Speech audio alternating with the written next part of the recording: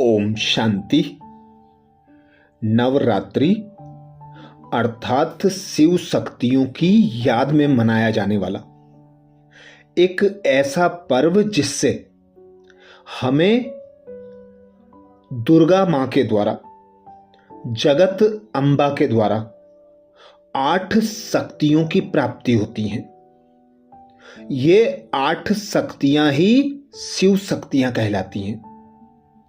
ये जो 8 शक्तियां हैं, ये हमारे कर्म का एक दुर्ग है, अर्थात किला है। जैसे एक किले के अंदर व्यक्ति पूरी तरह से सेफ रहता है, उसको कहीं से कोई भी सेक नहीं लगता, आंच नहीं लग सकती, कोई दुश्मन उसके ऊपर आक्रमण नहीं कर सकता। ऐसे ही ये सारी शक्तियां भी हमारे साथ जुड़ी हुई हैं। जब ये शक्तियां हमारे साथ जुड़ जाती हैं, काम करने लगती हैं, तो कोई भी चीज हमको परेशान नहीं कर सकती।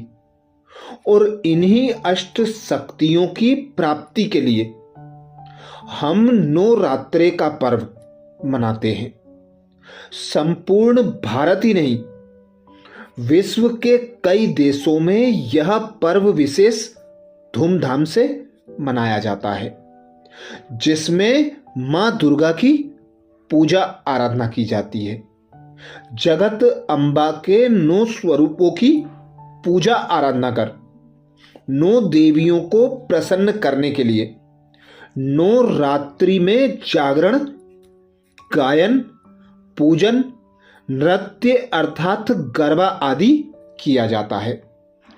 हम सभी जितने भी भक्त आत्माएं हैं, जो नवरात्रि को मानते हैं, पूजते हैं और उस समय एक अलग तरीके से अपने जीवन को ढालते हैं, वो सभी हमेशा ये प्रयास करते हैं कि हमारे ऊपर कृपा हो जाए, हमारे ऊपर दया दृष्टि हो उस देवी मां की। अब ये दया दृष्टि, कृपा दृष्टि हमारे ऊपर कैसे आएगी, उसका एक सबसे बड़ा प्रमाण, या कह सकते हैं कि उसका एक बहुत ही अच्छा आधार क्या है। कहा जाता है कि इस दुनिया में कर्म खराब होने के सिर्फ 2 कारण हैं। एक, हमको परख शक्ति नहीं है।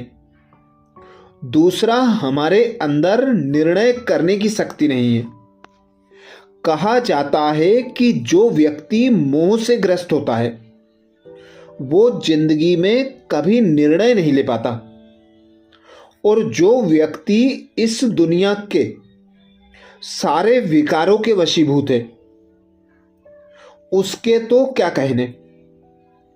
तो हम सभी इस बात को इस तरह से समझ सकते हैं कि अगर हमारे परखने की शक्ति होती, अगर हमारे में परखने की शक्ति होती, तो सबसे पहला हमारी पहली समस्या वो हमारा शरीर की है। हमें पता है कि हमारे शरीर को क्या खाना चाहिए, कैसे खाना चाहिए, कब खाना चाहिए, किस चीज से मुझे तकलीफ होती है, फिर भी हम उन्हें खाते हैं और उसके खाने के बाद फिर हम तकलीफ में आ जाते हैं।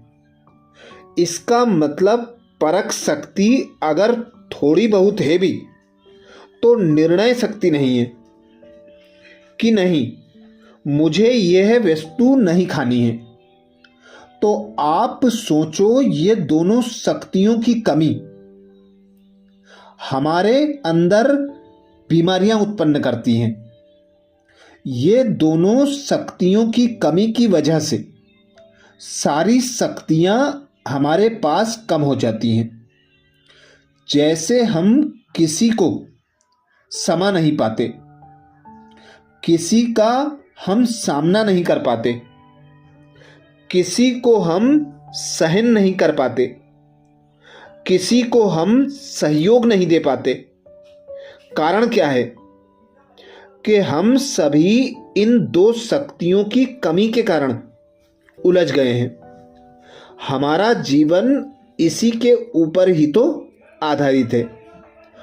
अगर परख शक्ति होती तो परिस्थिति की परख होती, समाज की परख होती, हर कर्म की परख होती, तो न जेल होता, न पुलिस स्टेशन होता, न हॉस्पिटल होता। ये कोई भी चीज आज हमारे जीवन में नहीं होती। ये जो अष्ट शक्तियां हैं, ये हमारे कर्म का दुर्ग है। जैसे एक किले के अंदर व्यक्ति पूरी तरह सेफ रहता है, सुरक्षित रहता है, उसको कहीं से कोई सेक नहीं लग सकती, आंच नहीं लग सकती, कोई दुश्मन उसके ऊपर आक्रमण नहीं कर सकता। ऐसे ही ये सारी शक्तियां भी हमारे साथ जुड़ी हुई हैं। जब ये शक्तियां हमारे साथ जुड़ जाती हैं, काम करती हैं, तो कोई भी चीज हमको परेशान नहीं कर सकती। इसलिए दुनिया में दिखाते हैं, शास्त्रों में दिखाते हैं कि जब असुरों का संहार करने के लिए कहा जाता था, जो भी उस समय परेशान होता था तो देवियों का आह्वान करता था। देवी प्रकट होकर कहती थी कि उसका ये समय है, उस समय में, उस बेला में अगर उसको मारा जाएगा तो वो व्यक्ति दोबारा जन्म नहीं लेगा, मतलब वो असुर हमेशा के लिए नष्ट हो जाएगा। अब ये चीज हमारी दिनचर्या के साथ ही तो है। सुबह क्या करना चाहिए, शाम को क्या करना चाहिए, रात को क्या करना चाहिए, और ये सारी चीजें हमारे अंदर ऐसा नहीं है कि नहीं है, हैं, लेकिन इसकी शक्ति नहीं है, ताकत नहीं है, करने का बल नहीं है। ये ना होने की वजह से हम कर्म को सही तरीके से, सही दिशा नहीं दे पा रहे हैं। तो ये जो नवरात्रे हैं, 9 शक्तियां, 8 शक्तियां, जो 8 नवरात्रे 9 दुर्गा अष्ट शक्तियों के साथ दिखाया गया है, ये अष्ट शक्तियां जागृति की अवस्था ही तो है कि हमारे अंदर समझ होने के बावजूद हम गलती क्यों कर रहे हैं, क्योंकि हम उन सारी चीज़ों को यूज नहीं कर पा रहे हैं, प्रयोग में नहीं ला पा रहे हैं। इसलिए जब तक 2 शक्ति, खासकर परखने की शक्ति और निर्णय करने की शक्ति, अगर ये हमारे साथ जुड़ जाएं गहराई से, और हमको गहरी समझ आ जाए कि हमारे कर्म सिर्फ इस वजह से खराब हैं, तो हम सारी चीजें वैसे ही कर लेंगे जैसे हम चाहते हैं। तो हर बार नवरात्रि आती है, हर बार आप सभी आरती, पूजन, वंदन सब कुछ करते हैं, लेकिन उससे फायदा तो तब होगा जब हम अपने अंदर शक्ति को डेवलप करें, शक्ति को भी उजागर करें। और वो शक्तियां उजागर कब होंगी? जब हमारे अंदर पवित्रता का बल होगा। पवित्रता का बल भी परख शक्ति से आता है, निर्णय शक्ति से आता है। प्रेम का बल भी परख शक्ति और निर्णय शक्ति से आता है। आनंद का बल भी परख शक्ति और निर्णय शक्ति के आधार से आता है। आज सबसे बड़ा दुर्ग जो हमारा टूटा हुआ है, किला टूटा हुआ है, उसका कारण सिर्फ ये है कि हमारी सारी शक्तियां कमजोर पड़ गई हैं। हर समय काम, क्रोध, लोभ, मोह, अहंकार, आलस्य, भय जैसा असुर कभी भी हमारे ऊपर आक्रमण कर देता है और उसमें हम उलझ कर रह जाते हैं।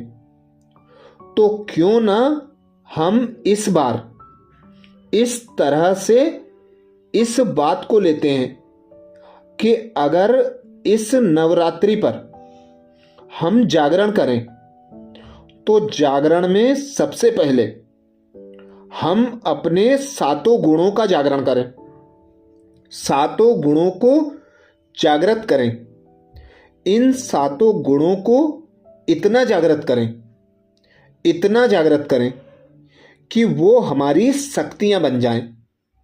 जब ये सारी चीजें हमारी शक्ति के रूप में बदल जाएंगी, तब वो सारी चीजें हमारी काम करना शुरू करेगी।